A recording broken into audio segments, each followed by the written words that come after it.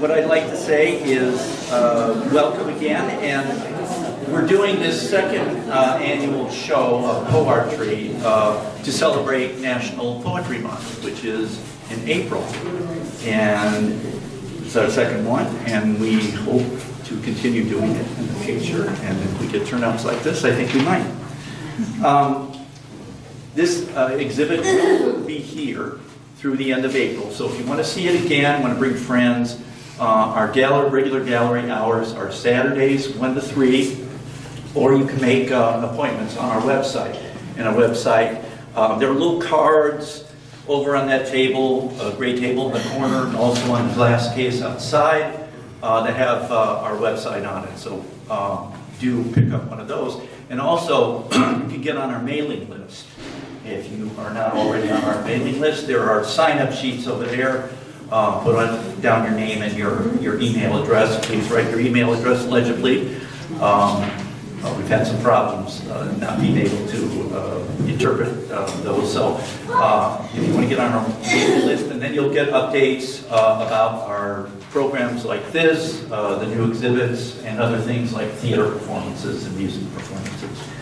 I just want to make a couple of announcements about what's coming up this next week. Tomorrow we have a couple of drawing, or a couple of art groups. We have Just the Basics with board member Becky Weiss from 10 to 12 in the morning. This is the drawing group. Covers, like it says, just basic drawing techniques. And then from 1 to 4 in the afternoon we have an open foiling workshop, and in this we are covering hot stamp foiling, which is an art form, but a type of printing that was invented by a UI art professor, Virginia Myers, many years ago. And if you're interested in coming to that or just learning more, we do have a lot of Virginia's prints hanging out in our foiling studio, which is it looks like the kitchen, but it's no longer really the kitchen. It's the foiling studio. Or you can talk to Maylene Joyner. She is one of the board members. She might be in the foiling studio, who teaches foiling. Or you can talk to Deanne Wortman over there, who's the one who introduced foiling to us when she was on the board several years ago, and who was an assistant to Virginia Myers for many years. So check that out. And then Thursday, April 10th at 6:30, we have the Phil Dorothy Drawing Studio. It's a drop-in drawing studio. It takes place right in this room, so all these chairs will be gone, and the artist benches will be back. And there's a lot more. So, and I already mentioned about the sign-up sheet. So now I'm done with the announcements, and we're going to get on to reading poetry. What we're going to do is we are going to start back there in that corner, and then we're going to move down that wall and around to that corner right there. And we're going to stop in front of each exhibit, and if the poet, if the artist is here and wants to read some of their poetry, they'll read a couple and talk a little bit about their art, and then we'll move to the next. After we've done Diana Miller's over there, we're going to pause for the music performance. There will be a reading and a music. We have a trio here who will be performing while the poet reads. And now, after that, then we're going to start with the installation right here, move there, and then around the corner and finish up. And I hope you all enjoy what you're about to see and hear. And then I hope you also want to stay afterwards for more conversation. Our official hours are 6 to 8, but we'll be here as long as anybody wants to be. So, okay. So thank you all again for coming, and let us begin now. Poetry 2025 with Astrid Hilbert Bennett.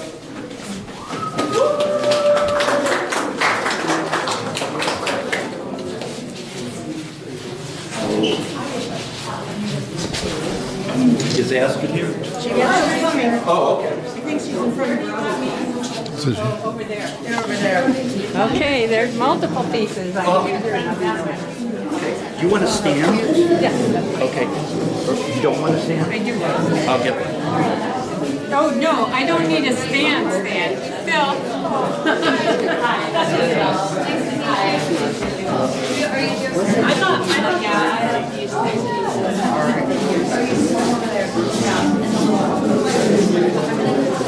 I thought you meant, do I want to stand up?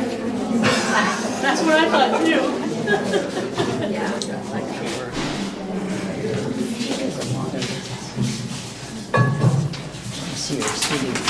All right, welcome everybody. This is really a great opportunity. Thank you so much. I think this is a wonderful concept for an exhibit. I'm reading tonight a book that I got as a student at Indiana University called Back Roads to Far Towns.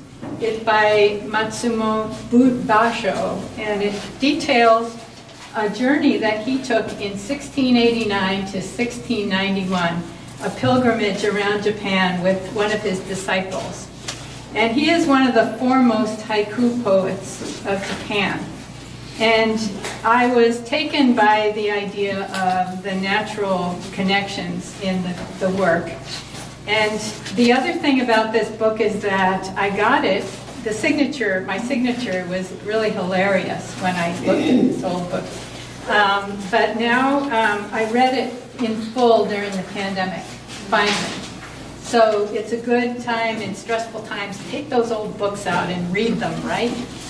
So this is from, I want to say these are my tarps. This is one type of work that I do. I do a lot of art quilting. All the pieces I do are my old hand-painted, hand-printed fabrics. This is fabric with polymer medium on it. I photographed them outside in the snow, all kinds of things. So this is from day 34, May 27th. In the Dimensny of Yamagata, this is sort of the journal part, the mountain temple called Ryushakuji, founded by Jikaku Daishi, unusually well-kept quiet place. You must go and see it, people urged. From here, off back towards Obanazawa, all about 7 li.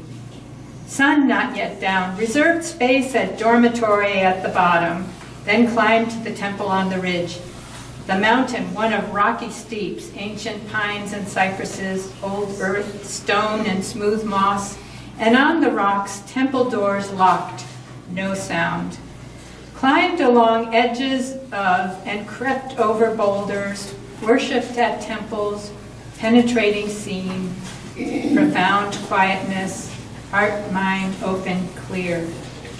The poem he wrote is quiet, into rock absorbing, cicada sounds.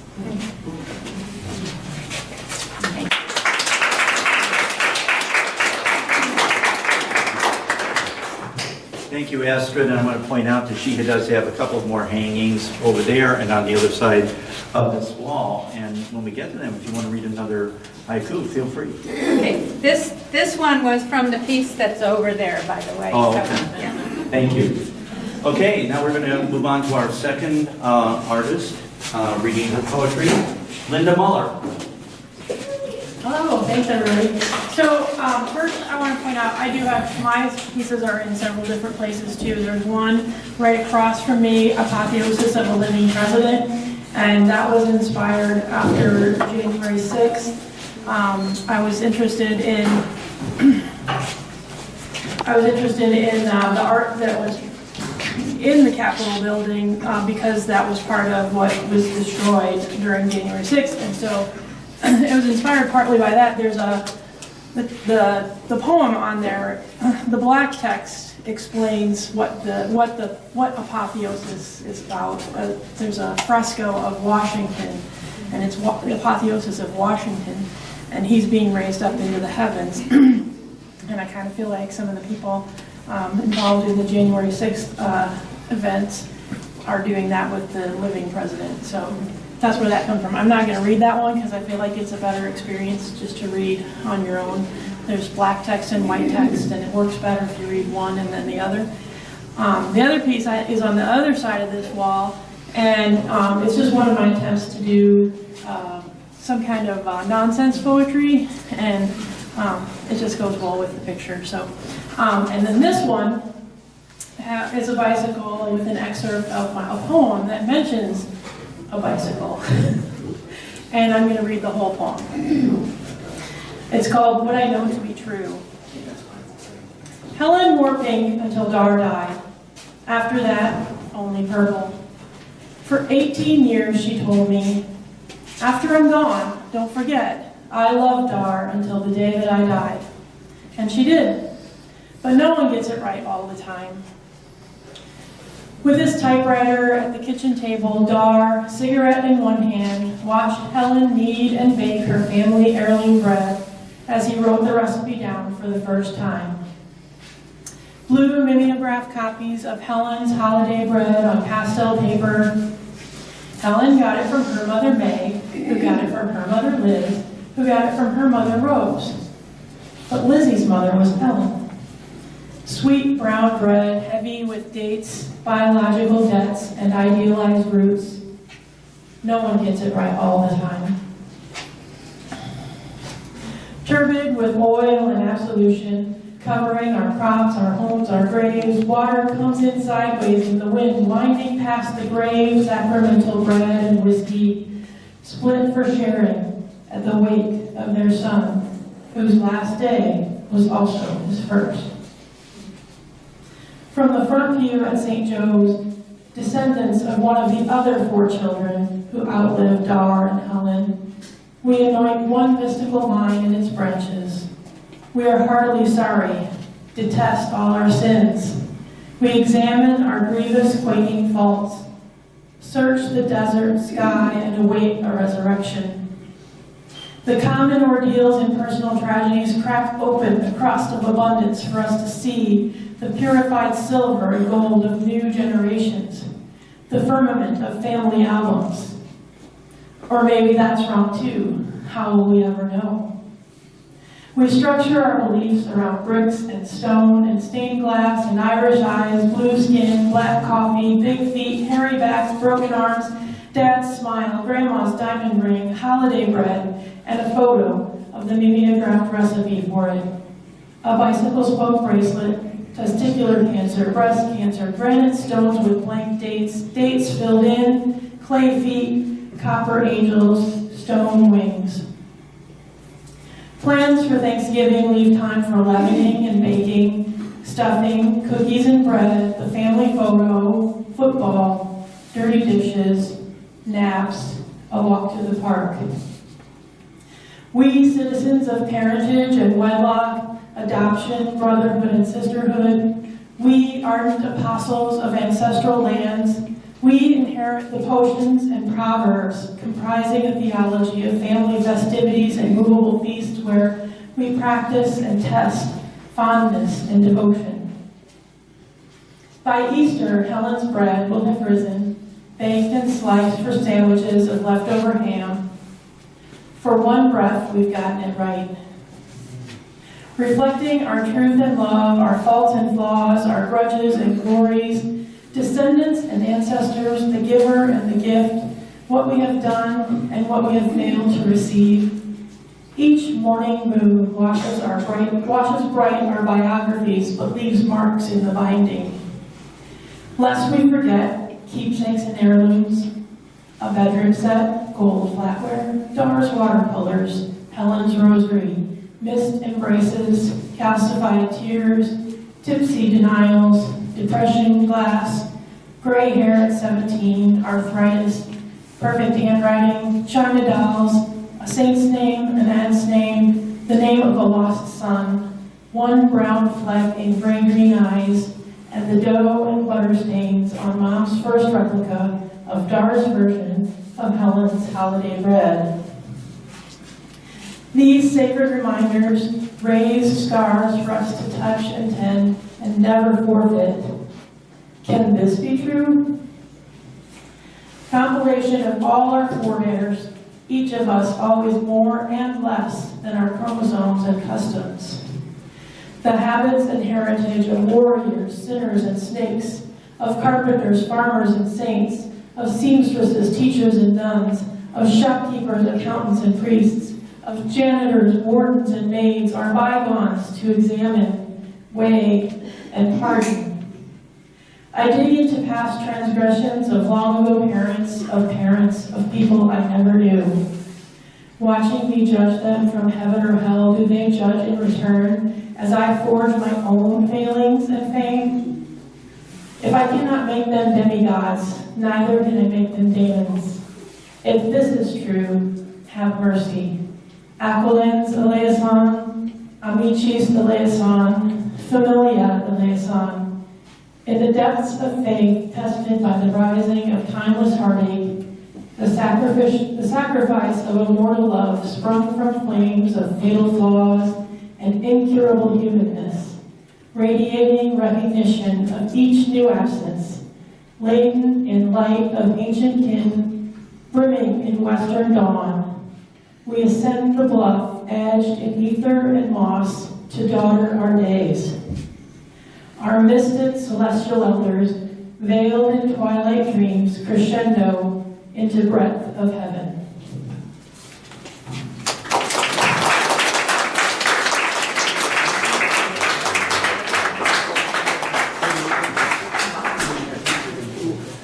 Thank you, Linda.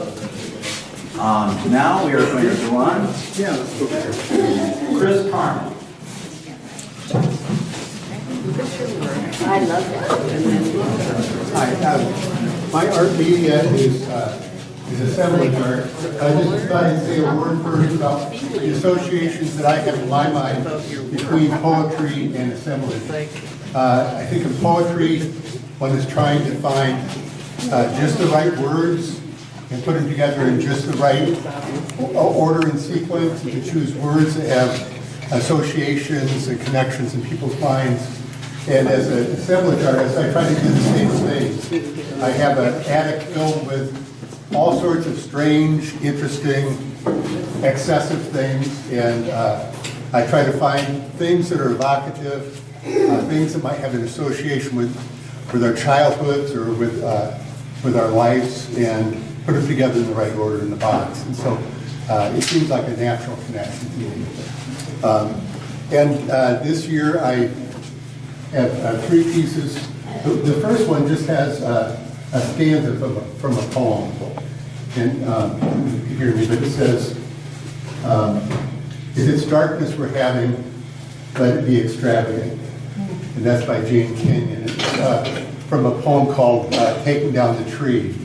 And one of the things, the piece of art as well as the stanza says to me is just that when times are dark, and I feel like we're living in dark time now, what do we do to, in our own way, to make it extravagant? What do we bring to it? Whether it's connections with other people, kindnesses, even something in our own homes. So you can get this for your own home. Anyway. And then the other pieces, they don't contain a whole stanza or line or a whole poem, but I do, in my art, I try to hide. First of all, I want the art and the poetry each stand on their own. And so, this box needs to have integrity in and of itself. So that's why I sort of hide the line of poetry in there. So this is by Lucille Clifton. It's one of my favorite poems, and it's really a poem about transitions. Blessing the boats at St. Mary's. May the tide that is entering even now, the lip of our understanding, carry you out beyond the face of beyond. May you kiss the wind and turn from it, certain that it will love your back. May you open your eyes to water waiting forever. And may you, in your innocence, sail through this to that. Just a wonderful poem that think we all face different transitions in our lives, and that would be what we would each want. The final piece is over on this pillar here, this wall, and it's by Alice Walker. It's called "We Have a Beautiful Mother." We have a beautiful mother. Her hills are buffaloes. Her buffaloes hills. We have a beautiful mother. Her oceans are wombs. Her wombs oceans. We have a beautiful mother. Her teeth, the white stones at the edge of the water. The summer grasses, her plentiful hair. We have a beautiful mother. Her green lap immense. Her brown embrace eternal. Her blue body, everything we know.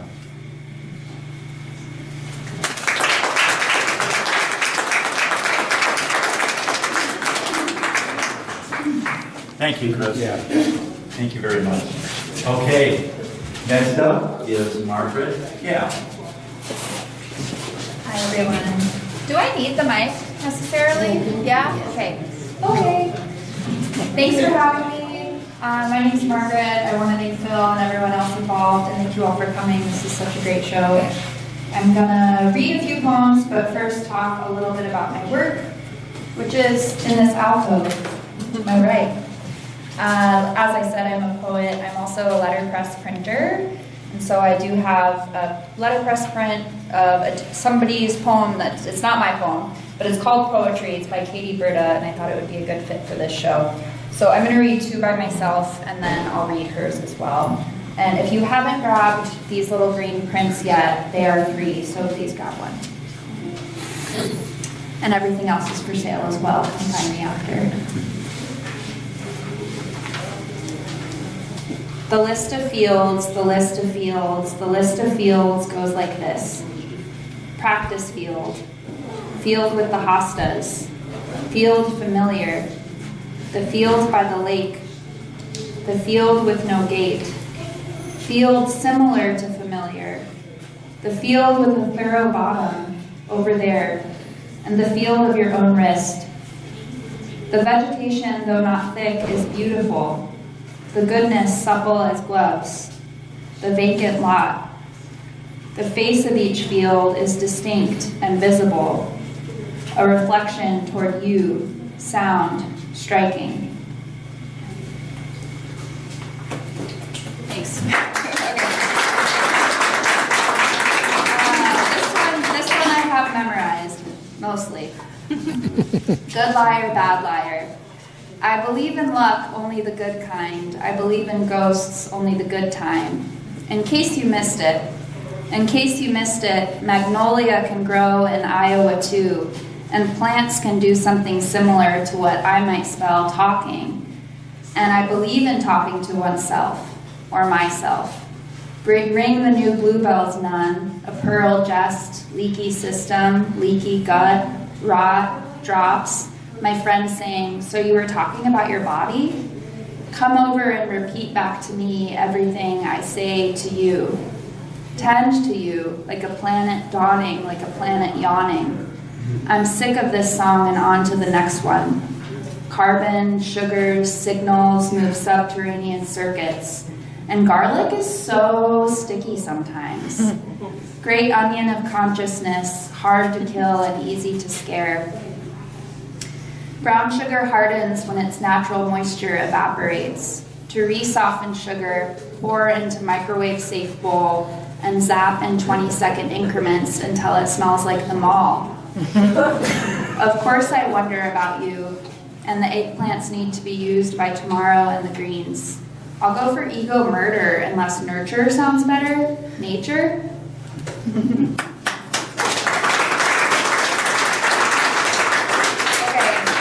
Last one, and this is a poem by my friend Katie Berta, and I printed this letter by letter, everybody, that old school letterpress printing. Imagine moving your hand that many times. Poetry. You wrote a poem about the techniques by which we keep things away from each other. Your images. Sunscreen that mitigates the skin's pucker. Red velvet ropes at museums and nightclubs. The internet. A thin barrier between two objects can seem like the medium that lets the two touch, or the boundary between them, depending on your perspective. All art is this way. In a dream, my hands bloomed into a nosegay of warts. They were so wooden, I couldn't feel a thing, though I used them to touch everything. Eventually, my fingers began to crack as the branches took up all the room between them.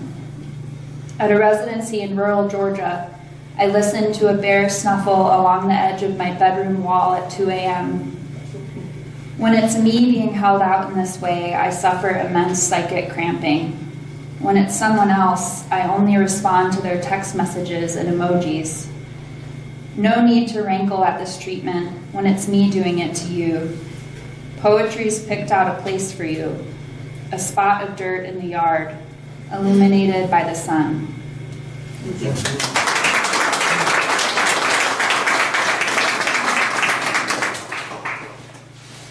Thank you, Margaret. I'm always impressed by people who can memorize a poem, especially one that long. Great job. Okay, now, next up is Deanne Wortman.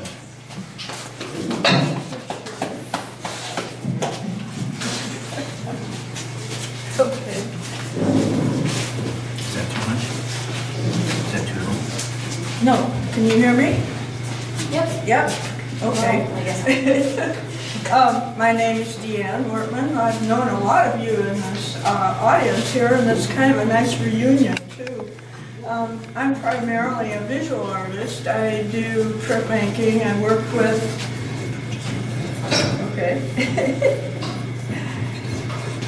Right at my nose. How's that? Okay.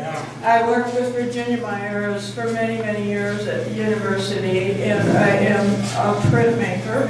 But I'm also a storyteller because I spent 20 years in the public library in the children's room telling stories to children. And I also have done a lot of theater and all of that stuff. So this is a very wonderful event, and I'm very glad you're all here. The first piece I'm going to read, it refers to my childhood in Northfield, Minnesota. My father was a bomber pilot in the Second World War, came back to the University of Iowa, got his degree, and went up to Minnesota to become a professor. And that is where I grew up. But all of that time I lived in a barracks. I was 7 years old before I ever lived in a house. And we lived in a barracks when we went to Minnesota, and it was called Pine Hill. And it was a cluster of barracks that had been used for training officers during the war. And they were all over everywhere. Iowa City had several of them that we also lived in, all over the country. So after the soldiers got through, it became the home of returned soldiers who were studying to become professors and their families. So the one that I lived in Minnesota was called Pine Hill.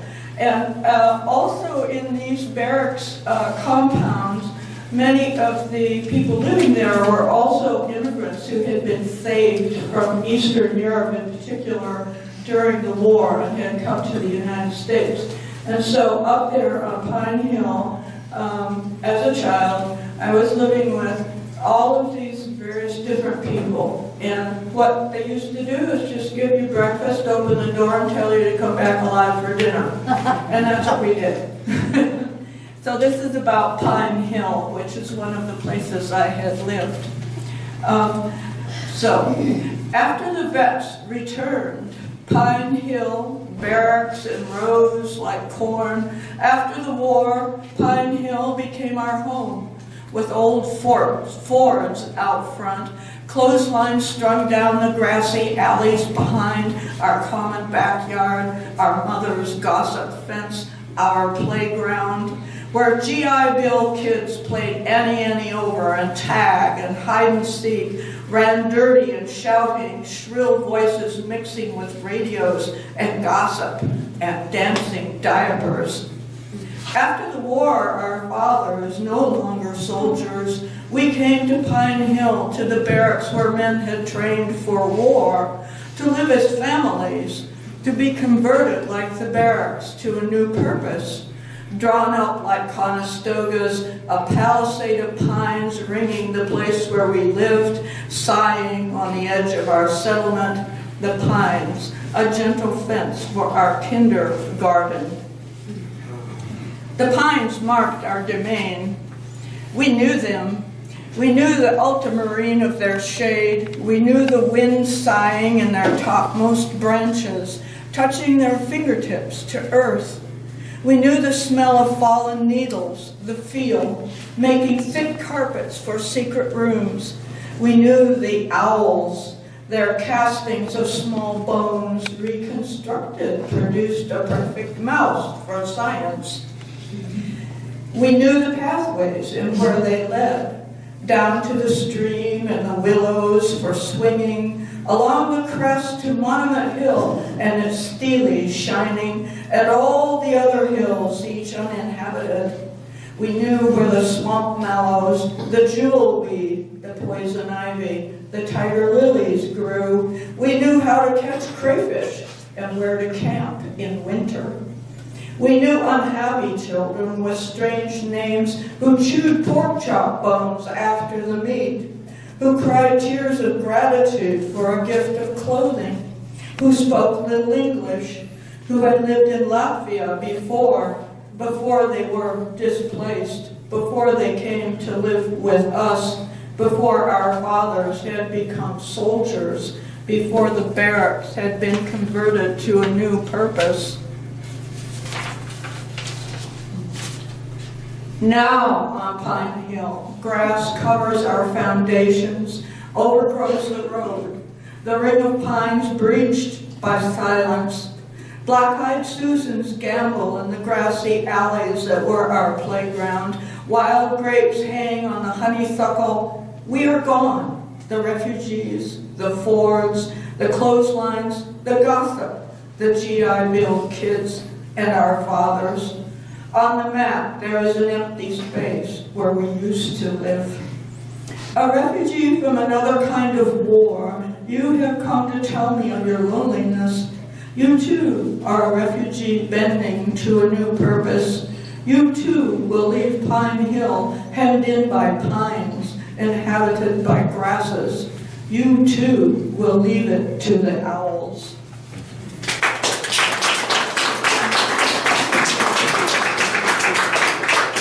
Now, to the present time. I'm not sure where I should be holding this. Is this working, guys? Yeah? Okay. So now to this period of time where I'm a grown-up now, and that's in my past. I am an artist. I have worked in the public library for about 20 years with kids. I have a lot of stories. I was a bus driver. I have a lot of stories. I worked with Virginia Myers. I have a lot of stories. I also was the nexus of arts and engineering. I have a lot of stories. So through my life, I've done many things. These are some thoughts. Simultaneouses.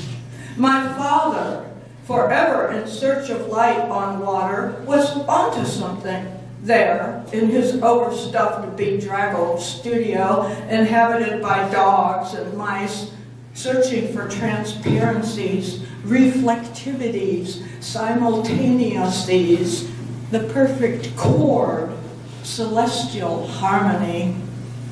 Light on water, birds on a wire, morning sun through colored glass, humming, humming, humming, trembling, dancing with the joy of it, a circle of fifths, somewhere out of sight, but just around the corner or behind us, the universe trembles.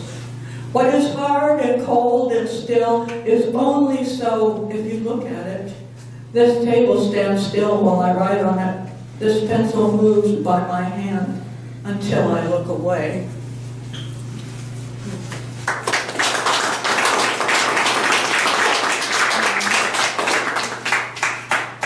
And now one more about the Arkansas River.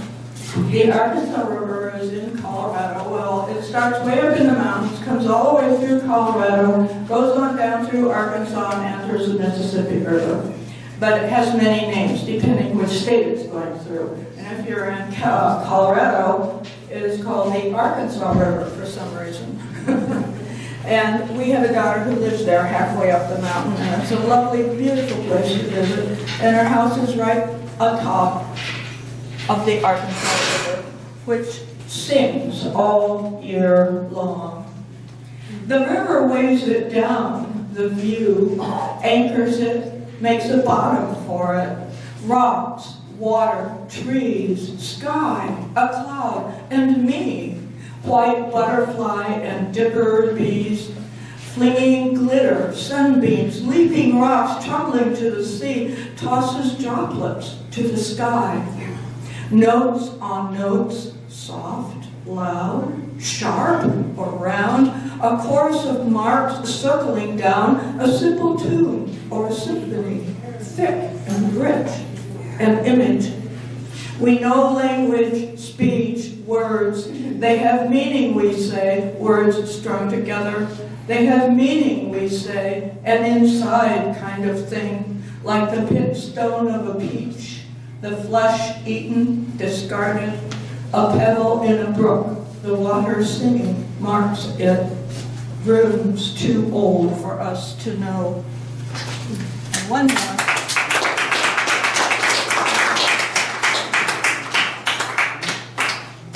Spring is on the way.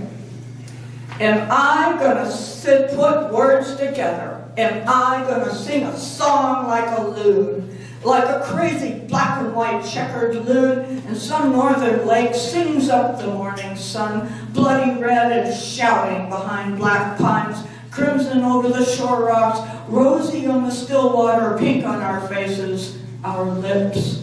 Man, am I gonna weave us a morning. I'm gonna weave us a morning like you've never seen before. Weave a morning with wee, high birds slicing the sky neat with razor-sharp wings, cutting air like a hot knife and ice cream, rolling giant loop-de-loops straight for the sun, diving in upside down and disappearing. Yeah.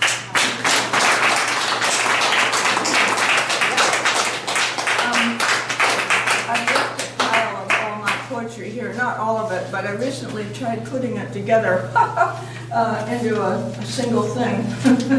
That may take a lifetime. Anyway, so if you want to read some more of this, it's here on the pile. I also do a lot of work for and with children, and this picture in which I'm smiling, unlike these pictures in which I am not smiling, was made as a little booklet to give to kids in grade school in Iowa City. And so here I am smiling, and this is me introducing the kids in Iowa City to this book, a coloring book. I should have brought one, but I forgot to do that. So I have many lives and many faces.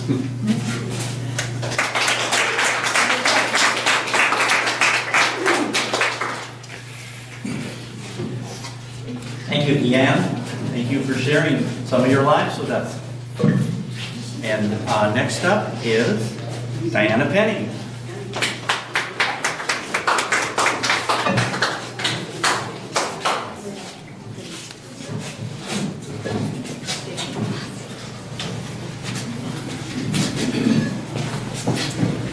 Can everybody hear me? Okay.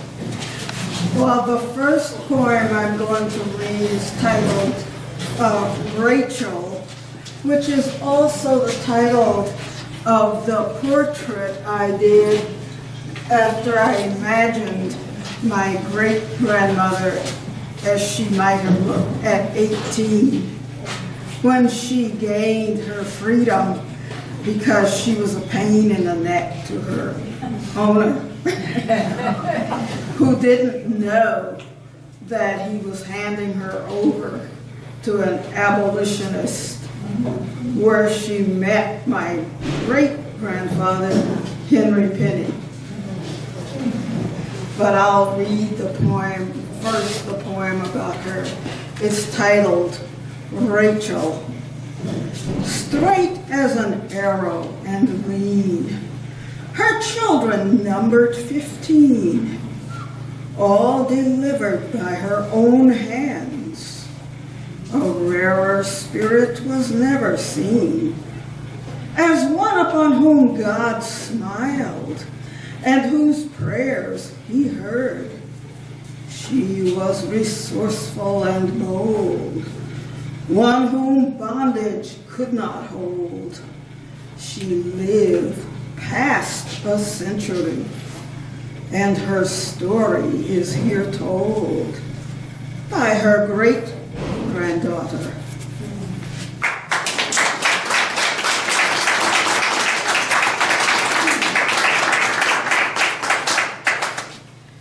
And I'll next read Two Angels, which appears here, but it's not related to this picture, which is the land that Rachel and Henry Penny inherited from the abolitionists when slavery was abolished.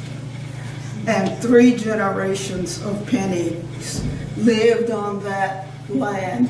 They've all moved away now, and it's owned by someone else. But that's what the dark area in the foreground is, the footprint of the house they built on that land. And but the poem I'm going to read is titled Two Angels. Alive in spirit and dreams, with glowing halos shining through the mist, as it appears or seems, soaring aloft in effortless flight, with outspread wings, a bearer of glad tidings that make the heart sing. But there is another, wingless and ordinary, who wears no halo, but saves the day, or rescues from peril, showing the way of heroes and heroines unsung, whose names I may or may not ever know. To such as these also go my heartfelt thanks.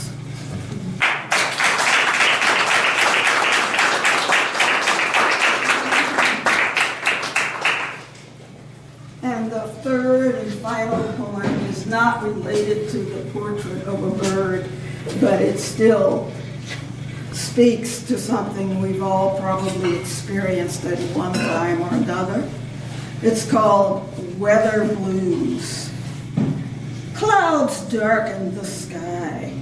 Swift torrents of rain came down, and the wind blew hard.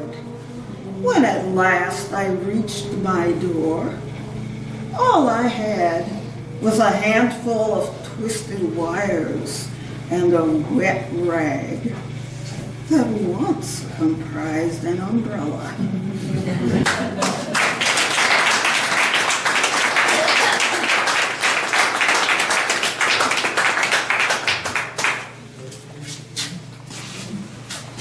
Thank you, Diana. And now we're going to hear from Emily Martin.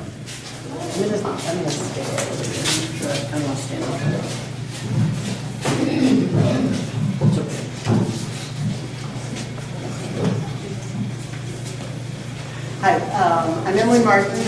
I'm primarily a printmaker and I make artist books. And so the first two are from a set of 7 images that I made that were done using all of the words from Othello, all of the words from Desdemona's lines. So they've been scrambled and reordered because, as I once described her appalling passivity, I wanted to see if I could get her to say a few more things.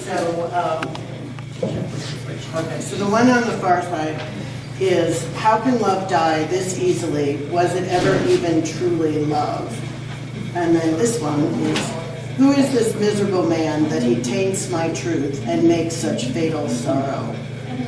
And as I said, there are 7 of them, and they're all take this form of the figure. And yeah, I have done a lot of books related to Shakespeare's tragedies, and so this was the second of the series. And my website, which is emilymartin.com, you can see any of the rest of them. So this is the last thing I'm going to read, which is a book from quite a long time ago that's called Fly Away. And so it's a 3-sided triangular accordion, and there are 3 facets, so you can read different texts. But the primary text runs along the top, and so you go up and down peaks and valleys. And a life lived looking over my shoulder is perhaps not the most satisfying.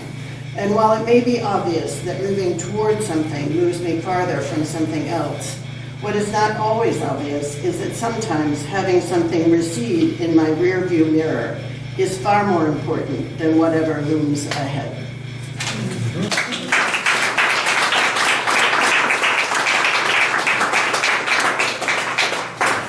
Thank you very much, Emily. That reminds me, I forgot to mention that there is a notebook there on that gray pillar that has all the artist biographies in them, along with some contact information. If you want to get in touch with some of these artists and learn more about their work, please check out that, the artist biographies and statements in that plaque.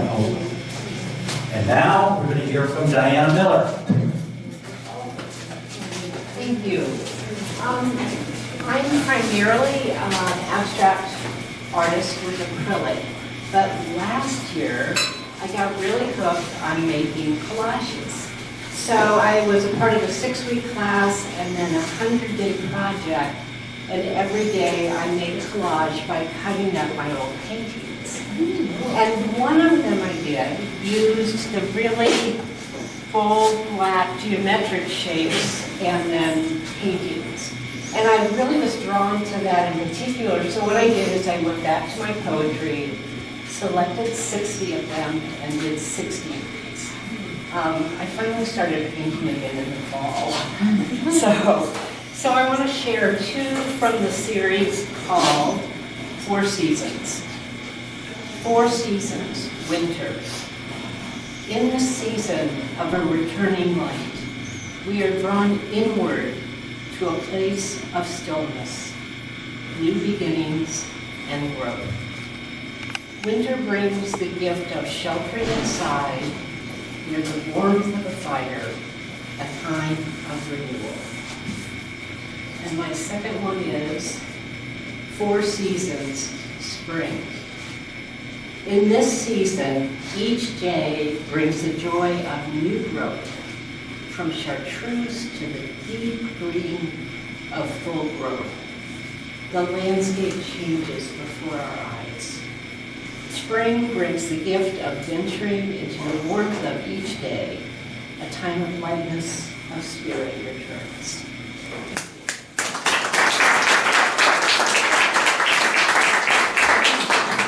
Thank you, Diana. Now we are going to have a musical and poetic interlude. And poetry and video art collective, and we'll be featuring poems tonight by Wendy Robinger and John Jacob. So you will see some of the words and poetry appear on the screen as we go along, and yeah, there'll be some musical interludes as well. So, yeah, here we go.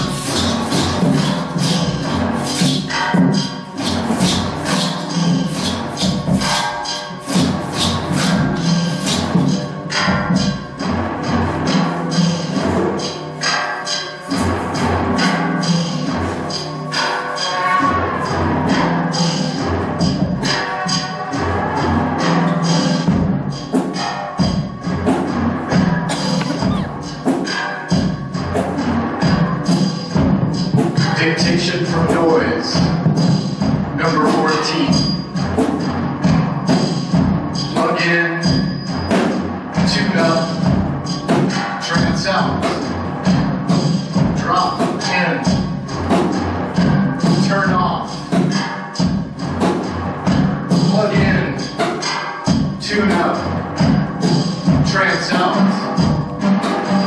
drop in, turn off,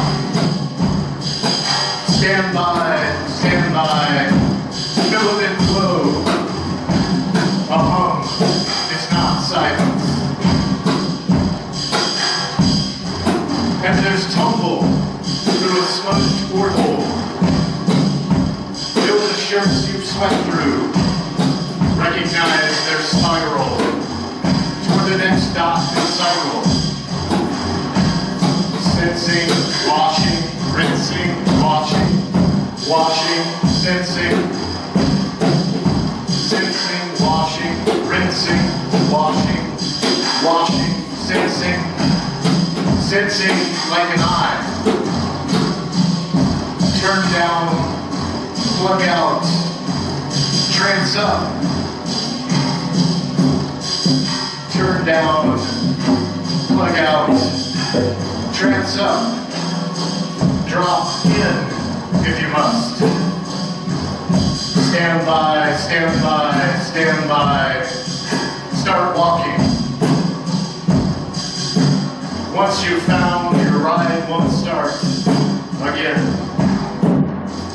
Stand by, tune up, or trance out, pay out.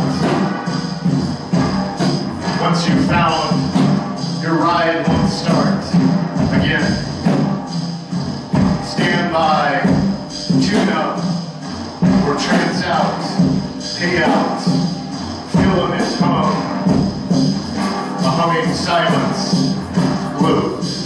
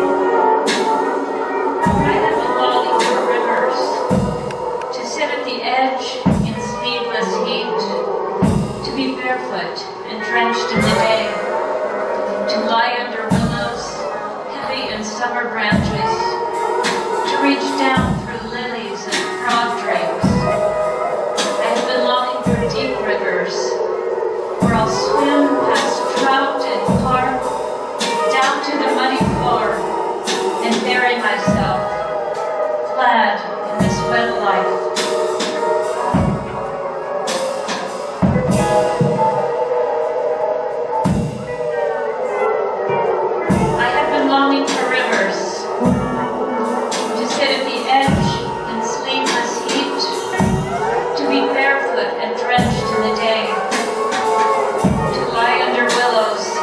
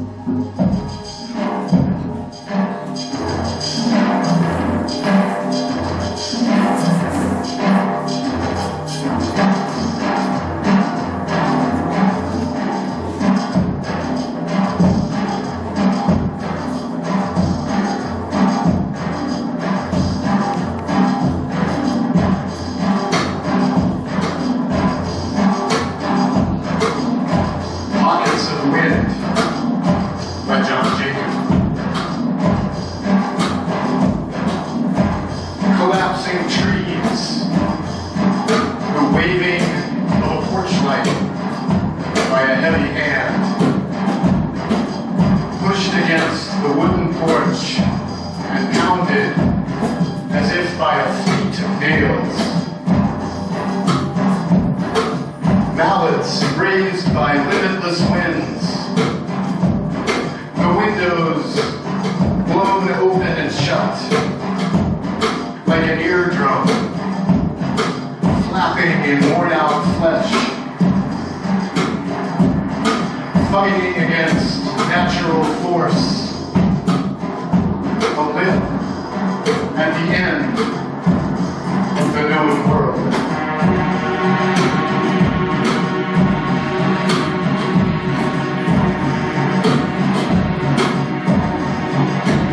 Pockets of wind. Collapsing trees. The waving of the porch light by a heavy hand,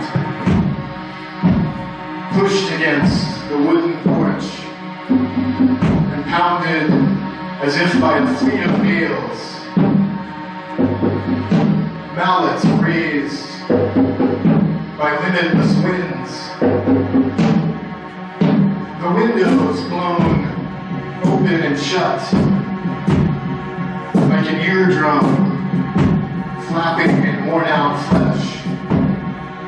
Fighting against natural force.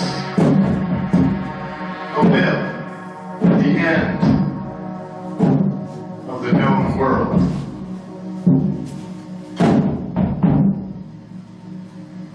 Thank you so much.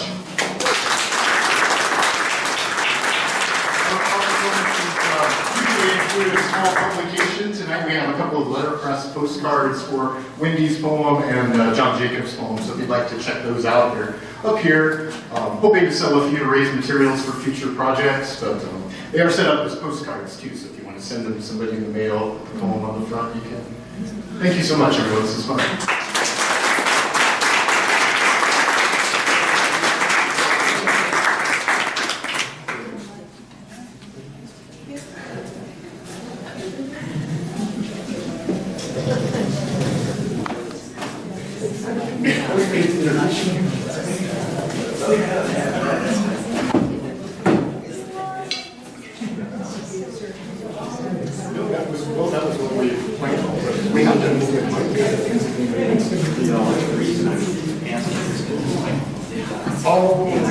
Stories and things like that.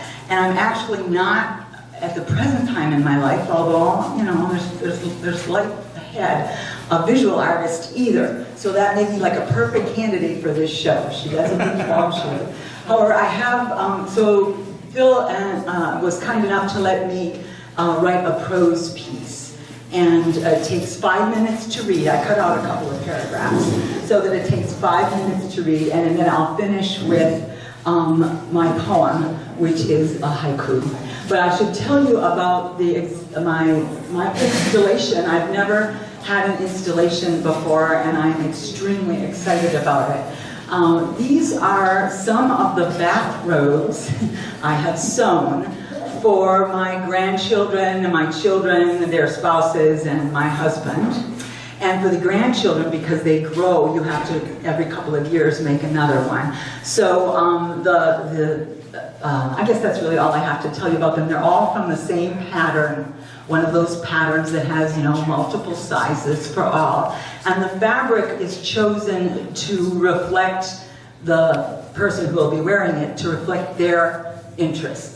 So there's a couple of kind of stars and space things for my grandson, and animals and woods for my granddaughter, who used to say that nature was her thing. And the plaid one is on loan from my husband. These have all been outgrown, but this one is on loan, and that is a dad plaid. So the other dads in the family also got plaid because of the dad plaid. In the pockets of the robes, well, some of them I had to sort of make a pocket because the little kid pockets were too small. In the pockets are copies of my books. Or 5 books that I have written, 3 novels and a book of short stories and a book of short essays. And the piece that I'm going to read really kind of talks a little bit about sewing and writing in my life. Although it spends more time on sewing. I do want to say this before I read them because otherwise I'll forget. I have copies of 4 out of these 5 books and that I brought, and I'm happy to sell them. And I think we've just decided on $15 a piece, or you can order them online for more, or you can get them at Prairie Lights for more. I'm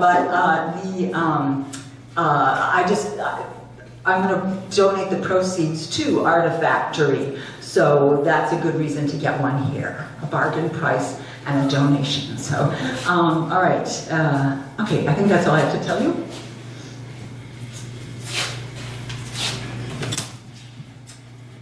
So this is a 5-minute read, maybe a hair over 5 minutes.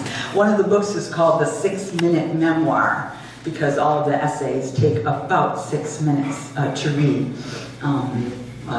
if you're reading them on the radio or anywhere else. So this is called, I want to make sure, I'll probably just drop the pages, it's okay. So this is called Should I Write or Should I Sew? And right away I could hear the clash in that, but I don't know if you will. But anyway, so I'm 3, maybe 4, scrunched up with my knees bumping into my chin, sitting in a brown box-like thing made of pressed wood. It happens to be the lift-off cover of my mother's portable sewing machine, turned upside down on the floor. Because the cover is upside down, the convenient carrying handle on top is underneath it instead, making it rock side to side in a most satisfying manner, like a little boat riding the waves. About 10 years will pass before the sewing machine itself, a curvaceous black and gold-trimmed singer, becomes interesting to me. I have Miss Smith at A.E. Burdick Elementary to thank for that.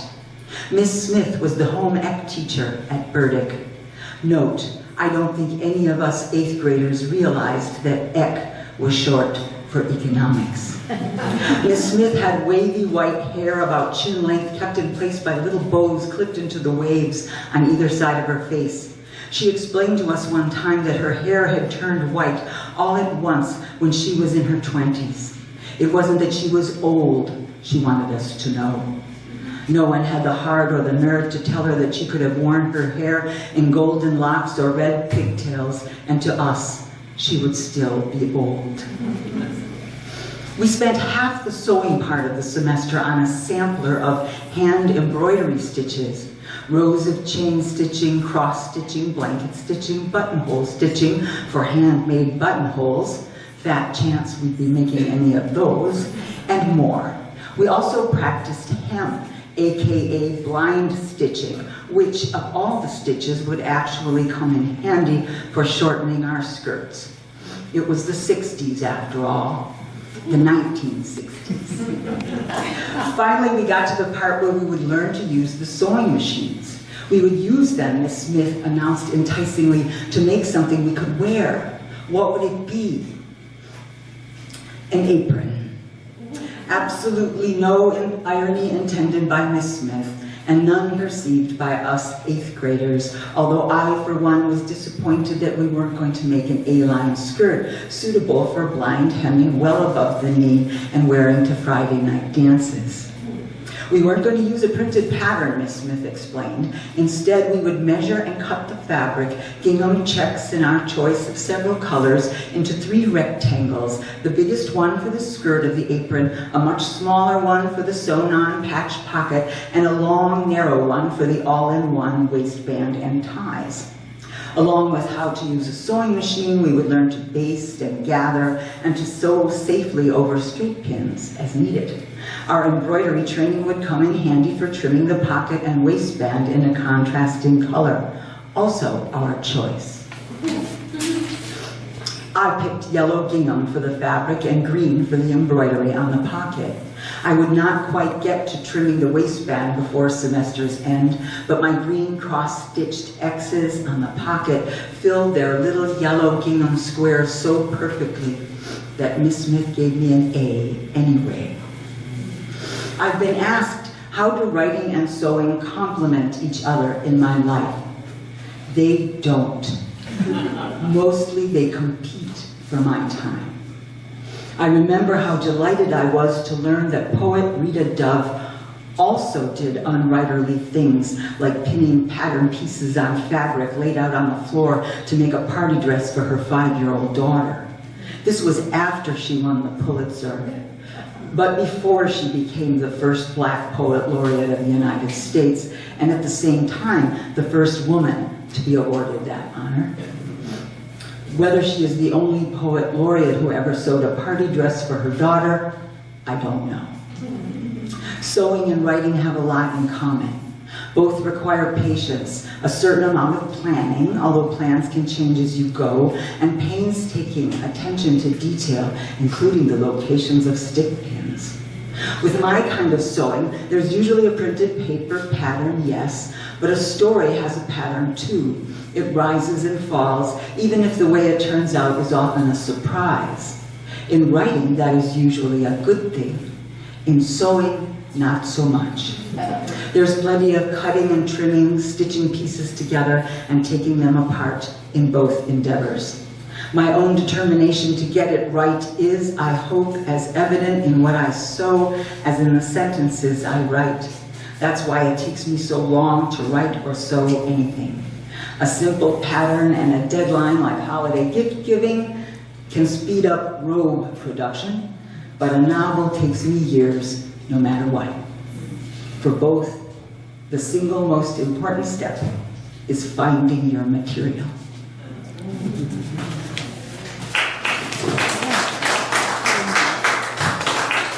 And now for my haiku. I suppose I don't really have to read it, but I'll stumble if I don't. If I wrote a book for every robe I've sewn, they would fill a shelf.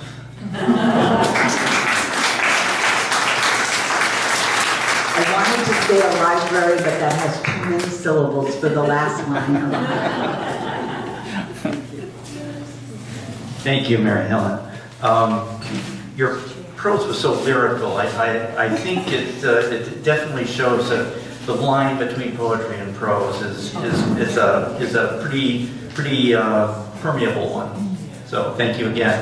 And now we're going to hear from Joe McKenna. Hi, thanks everybody.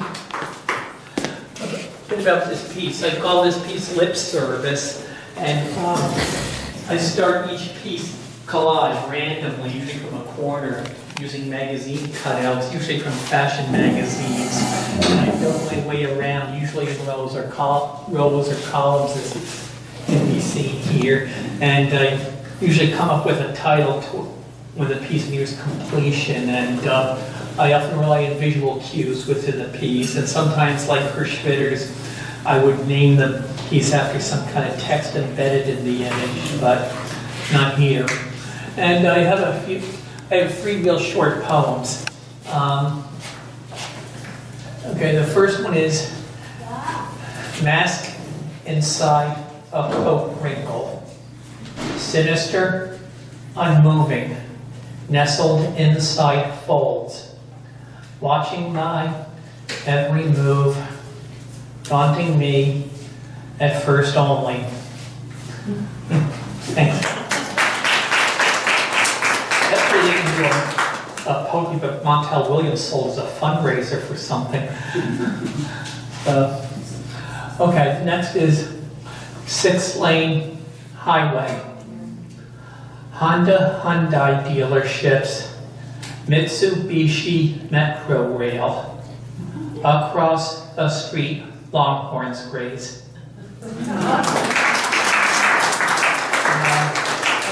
the last one is Under Pressure. I wrote it to match this piece. And these poems were both written over 30 years ago. And let's see how rusty I am. Okay. Lip service. I speak of it often and favorably, but I never act on it.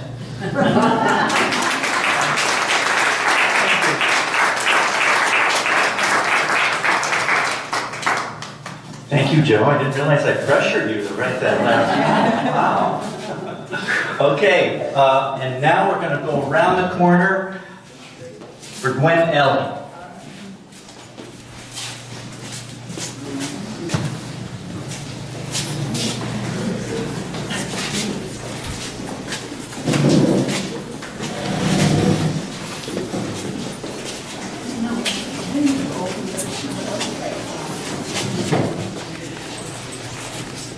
Hello, everyone. So glad you're all here. The pieces that I have are showing here are collage, mainly what I enjoy working in and have. This piece here, called Up Jump Spring, is actually not a collage. It's all watercolor, which is sort of unusual for me, but I really enjoyed it. It took me some time to stay away from my bin of pieces that I could add to it and keep going, but I did stop and I enjoyed it a lot to work just in watercolor. And this particular style also was new for me. It's called triptych, and you work in 3 panels, which I also found really interesting and creative, because it gives you the opportunity to stop your thinking about the piece and go into the next panel. So it's just a different style, and I enjoyed it, and I think I'll do more of that. But the other 3 are all collage and watercolor or acrylic. And I will read, I have short poems. This one here is called A Chance. A gamble we do together, you may leave or I may, we take our chances. We smile together and spin the wheel, pull the lever, roll the dice, speak in code, give our heart.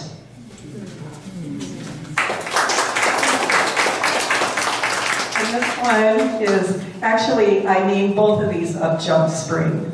This one copied this one for the title. Up Jump Spring. Walking, and this is done in sonnet style.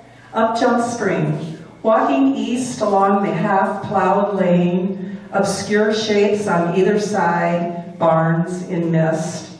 I imagine the mileposts as a refrain, yet I remember this lane in spring, in bliss. Stopping, I watch a regiment of geese chattering as their arrow passes through. Perhaps they're flying to the sound of thaw and green, or to someplace familiar they once knew. The farmer's pond froze 4 feet deep, they say. At 5, fish nibble the soft willow roots. And as this winter landscape, calm and gray, gives way to color, tender songs, and green shoots, we'll pull the stray tendrils from their seed as if the morning glory was a weed.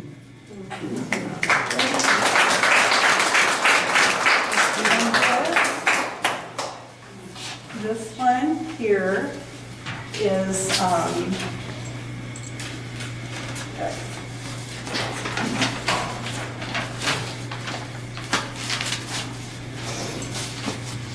titled Finalities. The sound of a latch clicks shut. Some live for finalities, that last bite of the sweet fruit of an orange. A curious melody, familiar as a recollection. What is it? From where? The present, though, is always heavy drapes, wine-colored. Excitedly, I pull at them, looking for the opening, the light of familiarity, and hear the faint notes from a nocturne. It is Chopin playing his melancholy piano, and no longer is Iowa in the prairie lush of July, alfalfa in purple bloom. As the sun comes and leaves me fickle today, a day that has evaded me, but for the music, hauntingly there, still in July's pride.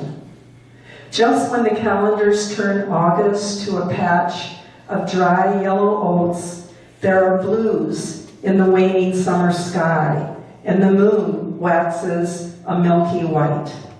I'm humming this tune, and by, a fox passes me in the field, and he keeps pace with my shock at seeing him and looking into his eyes.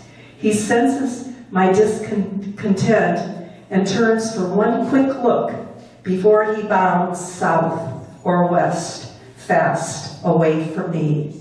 He is bushy-tailed, he is wild, so will not pause to pet me. Thank you, Gwen. Okay, now last but definitely not least is Isabel Werner.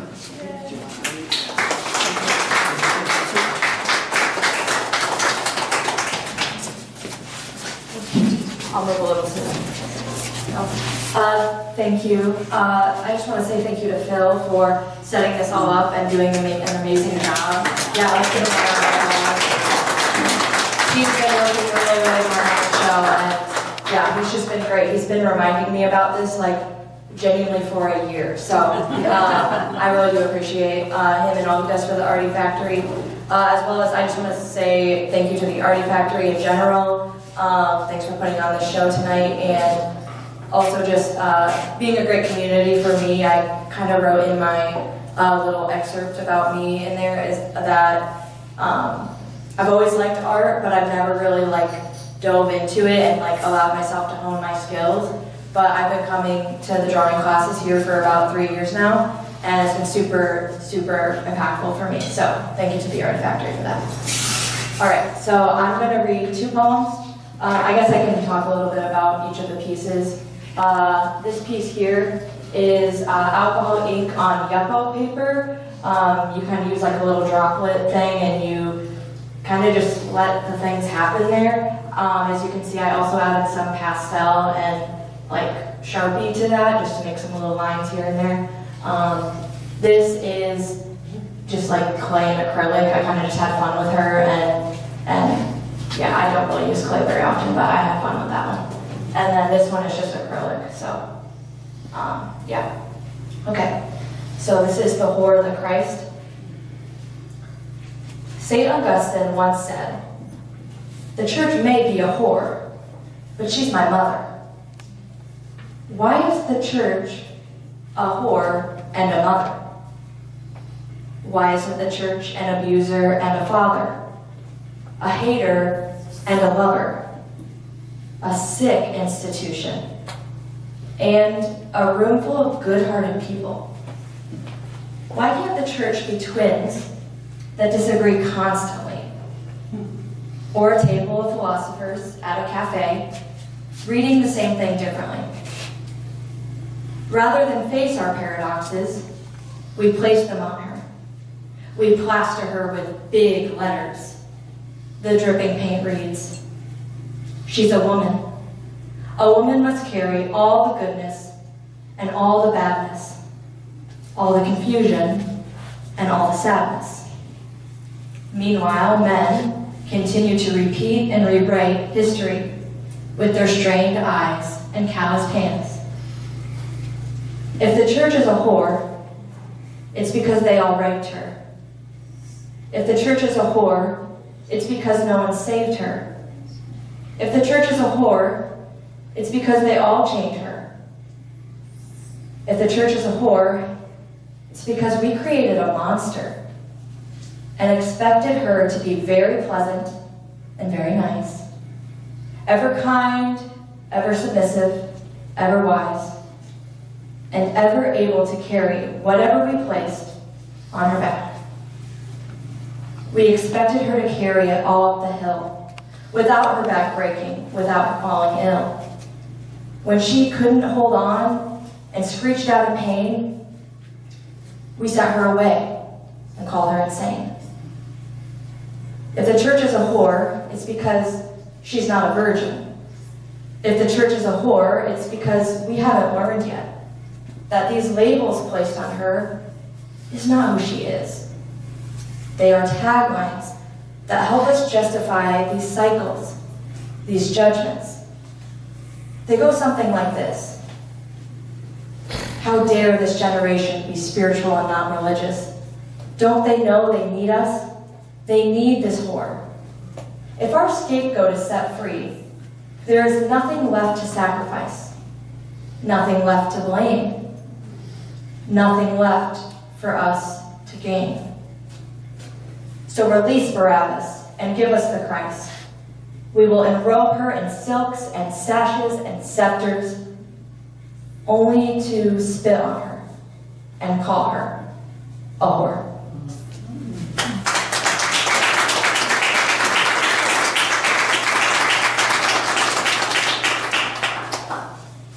All right, so then I'm going to read A Woman's Armor.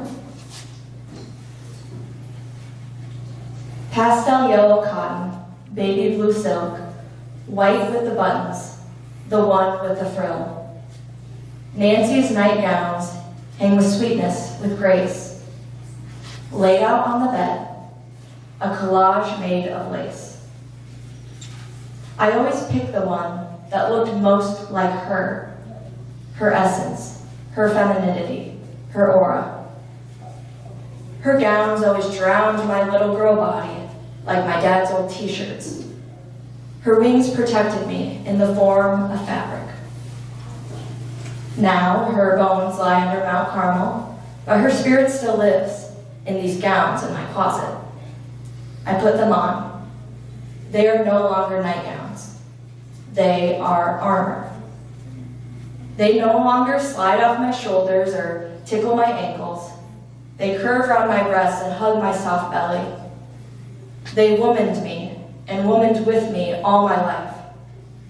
The material, well worn, is sheer and thin. But when it holds my body, I am anointed with strength. A strength that only women know, that only women have to hold, that only women pass to their daughters and granddaughters in the form of a dress or a ring or a mirror or a nightgown. This is no longer a nightgown, but a shield, a sword, and a soft smile. Clever and kind, gentle and firm, lioness and lamb, woman and girl.